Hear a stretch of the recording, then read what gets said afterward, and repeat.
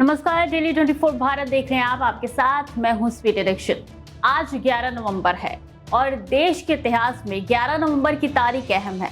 इस दिन national education day मनाया जाता है और आज का दिन भारत के पहले शिक्षा मंत्री मौलाना अबुल कलाम आजाद की जयंती के मौके पर इस दिन को सेलिब्रेट किया जाता है।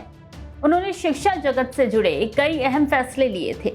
उनकी सोच थी कि हर किसी के लिए शिक्षा सुगम हो, साथ ही हायर एजुकेशन को बढ़ावा मिल सके। वो समझते थे कि बिना शिक्षा के देश को आगे बढ़ाना संभव ही नहीं है। इसलिए उन्होंने अपने पूरे कार्यकाल में इस दिशा में कई महत्वपूर्ण कदम उठाए। देश का पहला आईआईटी विश्वविद्यालय अनुदान आयोग समेत अन्य संस्थान उनके ही नेतृत्व में स्थापित किया गया था।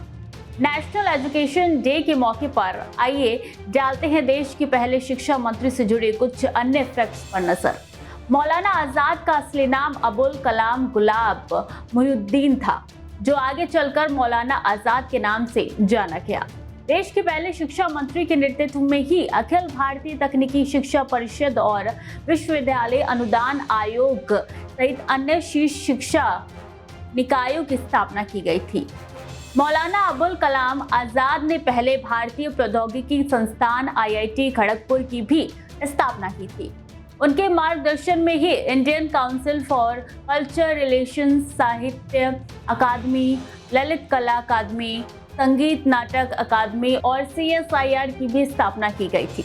उन्होंने 15 अगस्त 1947 से 2 फरवरी 1958 तक शिक्षा मंत्री के रूप में कार्य किया। मौलाना आजाद ने बहुत कम उम्र में ही उर्दू भाषा में कविता की रचना शुरू कर दी थी। उन्होंने धर्म और दर्शन पर ग्रंथ भी लिखे हैं। वो एक बड़े स्वतंत्रता सेनानी, विद्वान और प्रख्यात शिक्षाविद थे। 22 फरवरी 1958 को दिल्ली में उनका निधन हो गया। तो ये था आज का इतिहास। तो इतिहास आगे भी हम आपको दिखाते रहेंगे। बने रहिए डेली 24 भारत।